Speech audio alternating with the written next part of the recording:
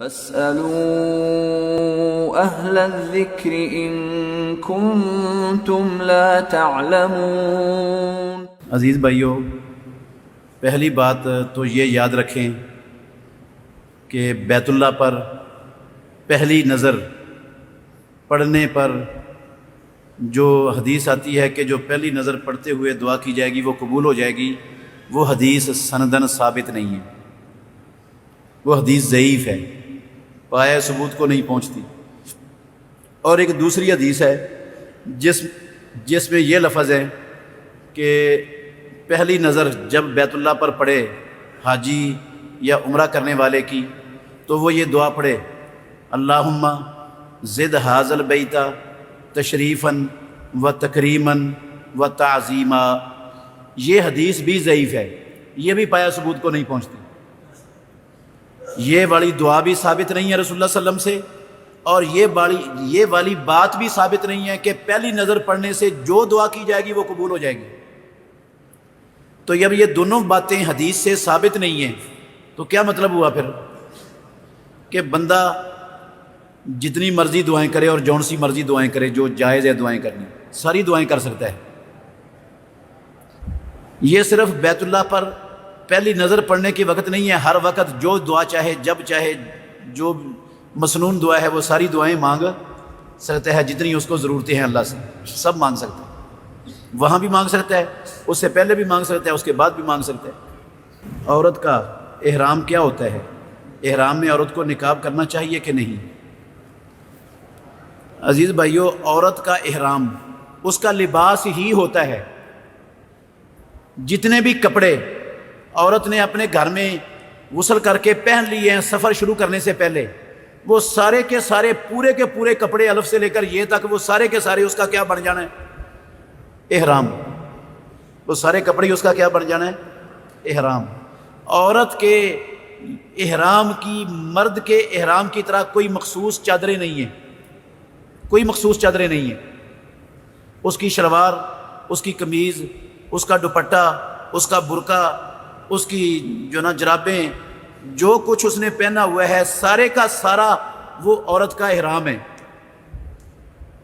صرف دو پابندیاں ہیں جن سے منع کیا ہے رسول اللہ صلی اللہ علیہ وسلم نے صحیح بخاری کی حدیث میں کہ لا تنتقب المرأۃ ولا تلبس القفازین، کہ عورت نقاب نہیں پہنے گی اور ہاتھوں پر دستانے نہیں پہنے گی احرام کی حالت میں۔ نقاب نہیں پہنے گی، اس کا کیا مطلب ہے؟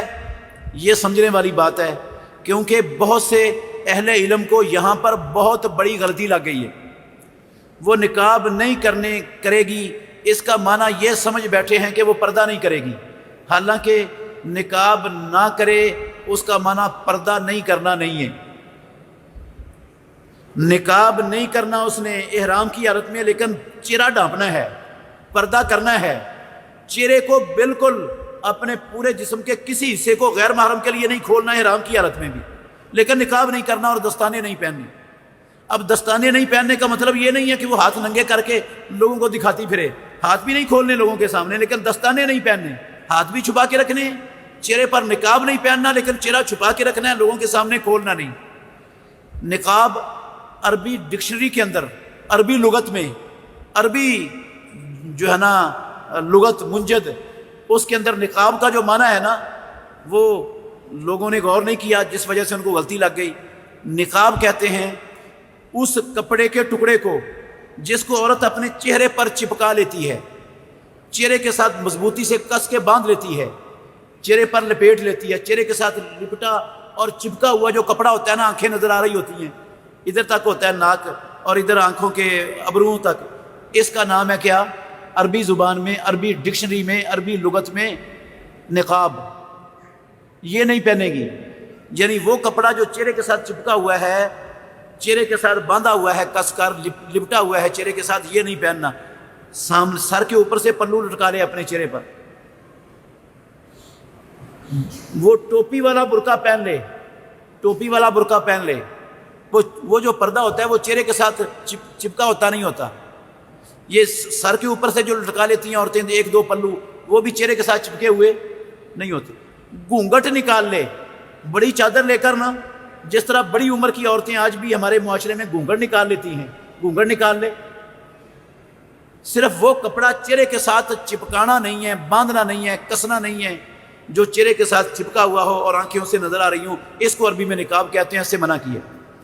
ہاتھوں پر دستانے نہیں پہننے، لیکن ہاتھ اپنے برقعے میں اپنی چادر میں چھپا کے رکھنے ہیں، ہاتھ نہیں کھولنے۔ دوسرے عمرے کے لیے احرام کہاں سے باندھنا چاہیے؟ بڑا یہ اہم سوال ہے، اکثر لوگ پریشان رہتے ہیں اس حوالے سے، اس لیے میں اس کی دلیل بھی دیتا ہوں اور مسئلہ انشاءاللہ کھولتا ہوں آپ کے سامنے۔ اگر آپ غور کریں گے تو آپ کو نفع ملے گا انشاءاللہ بڑا۔ عزیز بھائیو، دوسرا عمرہ کرنے کے لیے ایک بندہ مکے چلا گیا ہے، ایک بندہ کہاں چلا گیا ہے؟ مکے پہنچ گیا ہے۔ اس نے 15 دن یا ایک ہفتہ یا 10 دن یا 20 دن یا مہینہ مکے میں ٹھہرنا ہے، رکنا ہے۔ تو مکہ پہنچ گیا ہے وہ، اب اس نے دوبارہ عمرہ کرنا ہے تو کیا کرے، کہاں جائے؟ غور سے سننا، وہ دوبارہ عمرہ کرنے کے لیے میقات سے احرام باندھے گا۔ کہاں سے احرام باندھے گا؟ کہاں سے باندھے گا؟ میقات سے۔ میقات کا کیا مطلب؟ میقات کون سا ہے؟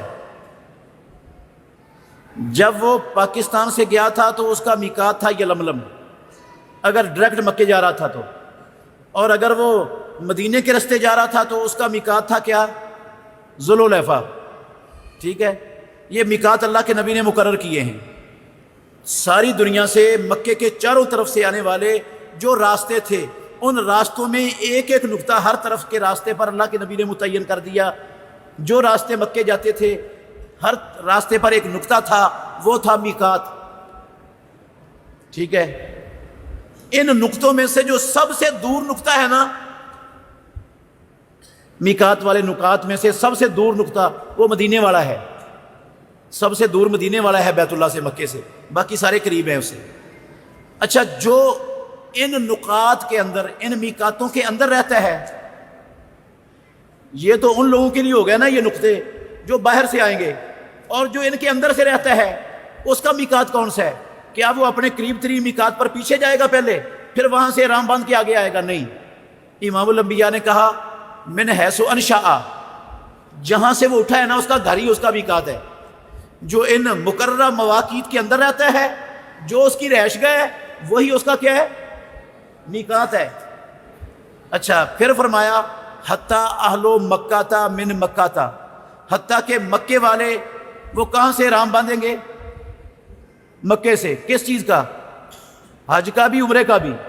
ممن اراد الحج والعمرۃ، اس کے لیے جو حج کا اور عمرے کا ارادہ رکھتا ہے، مکے والے احرام باندھیں گے کہاں سے؟ کہاں سے؟ مکے سے، اپنے گھر سے ہی۔ ان کا گھر ہی ان کا کیا ہے؟ میقات ہے۔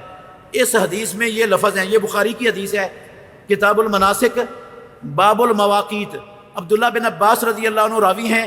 اس حدیث میں یہ لفظ ہیں، یہ بڑا جملہ غور کرنا، ہنہ لا ہنہ ولمن اتا علیہن من غیر اہلہن، یہ جن جگہوں کے لیے جو جگہ متعین کر دیں، وہ جگہیں ان جگہوں والوں کے لیے میقات ہیں، اور جو ان جگہوں والوں والا نہیں ہے لیکن وہ دوسرا کوئی اس راستے سے آ رہا ہے، اس کا بھی یہی میقات ہے۔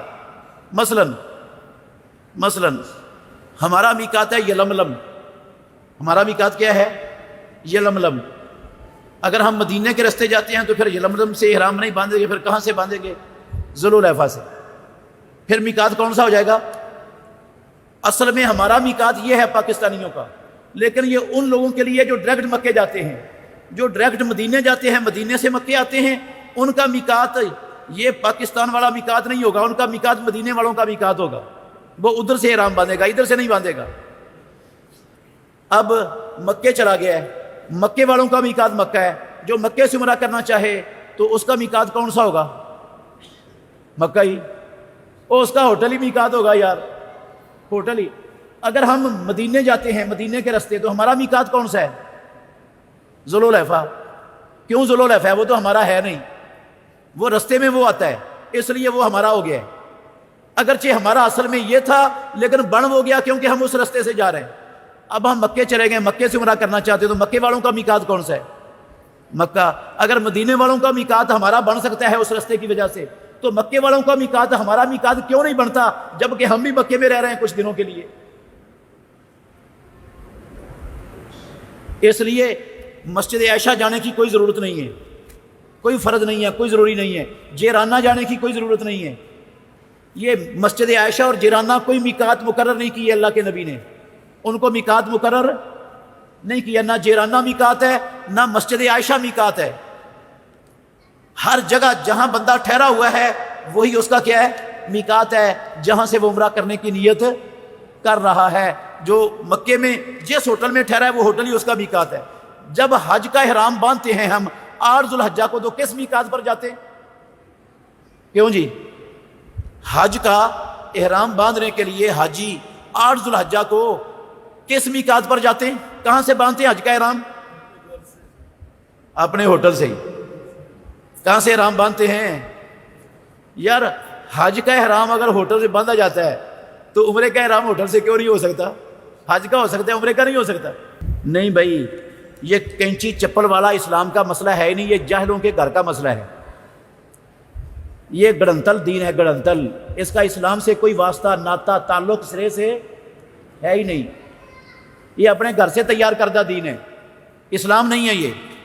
اسلام میں ہر قسم کا جوتا احرام والا پہن سکتا ہے، صرف ایک پابندی ہے کہ وہ جوتا اس کے ٹخنوں کو ڈھانپنے والا نہ ہو، جوگر نہ ہو جس کے اندر ٹخنے بھی چھپ جاتے ہیں۔ ایسا جوتا ہو جس سے ٹخنے کی ہڈیاں کیا ہوں؟ ننگی رہیں، بے شک پاؤں کے اوپر والی ہڈی جو ہے وہ ساری ڈکی ہوئی ہو۔ بند جوتا آپ بلا جھجک پہنے، کوئی مسئلہ نہیں سرے سے، لیکن ٹخنے صرف ننگے ہونے ضروری ہیں۔ کینچی چپل اس لیے کہتے ہیں کہ اوپر والے پاؤں کے بال نہ ٹوٹ جائیں۔ بھئی بال ٹوٹ جائے تو کوئی فرق نہیں پڑتا، اور خود بخود بال ٹوٹ جانے سے کوئی فرق، یہ بھی گڑنتل دین ہے، خانہ ساز، کہ بال ٹوٹ گیا بندے کا خارش کرتے ہوئے، ہاں خارش کرتے ہوئے بال ٹوٹ گیا تو جناب اب اس پر دم پڑ گیا ہے۔ یہ گھر کا دین ہے، اسلام نہیں ہے۔ رب نے نہ نازل کیا ایسا کوئی حکم، نہ اللہ کے نبی نے ایسا کوئی حکم بتایا ہے۔ کتاب و سنت میں ایسی کسی چیز کا نام و نشان بھی نہیں ہے۔ خود بخود ناخن ٹوٹ گیا آپ کا کسی چیز کے اندر پھنس کر، ناخن ٹوٹ گیا ہے، خارش کیا آپ نے جسم کے کسی حصے پر، سر پر، داڑھی پر کوئی بال ٹوٹ کے گر گیا ہے، آپ اس کے مکلف ہی نہیں ہیں۔ آپ کے عمرے میں، آپ کے حرام میں کوئی ایک ذرے کے کروڑویں حصے کے برابر فرق نہیں پڑتا۔ ہاں جب جان بوجھ کر آپ بال کاٹیں گے یا مونڈیں گے تو پھر آپ کو قربانی دینا فرض ہو جائے گی۔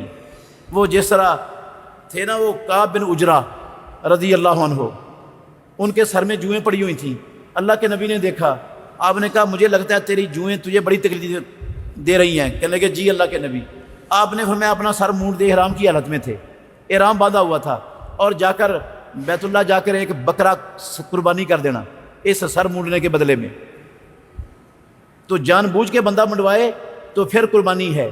خود بخود کوئی بال ٹوٹ جائے، کوئی ناخن ٹوٹ جائے تو اس سے کوئی فرق نہیں پڑتا عمرے میں۔ عمرے کے وقت ہر عمرے میں نیا احرام پہننا چاہیے کہ احرام دھو کر دوبارہ استعمال کیا جا سکتا ہے؟ بھئی دھونا بھی ضروری نہیں ہے، اور پہلے احرام کو دھونے کا بھی کوئی مسئلہ نہیں ہے۔ جب دھونے کا مسئلہ نہیں تو نیا کا مسئلہ کہاں سے آ جائے گا؟ کوئی نہ دھونے کی ضرورت ہے نہ نئے کی ضرورت ہے۔ ایک احرام سے آپ 100 مرتبہ عمرہ کر سکتے ہیں، بغیر دھونے کے ایک احرام سے 100 بار عمرہ کرنا چاہیں تو کر سکتے ہیں، بے شرط کہ وہ صاف ستھرا ہو، گندا میلا نہ ہو جائے۔ میلا ہو گیا تو دھو لیں۔ دھونے کا تعلق میل کے ساتھ ہے، دھونے کا تعلق عمرے کرنے کے ساتھ نہیں ہے۔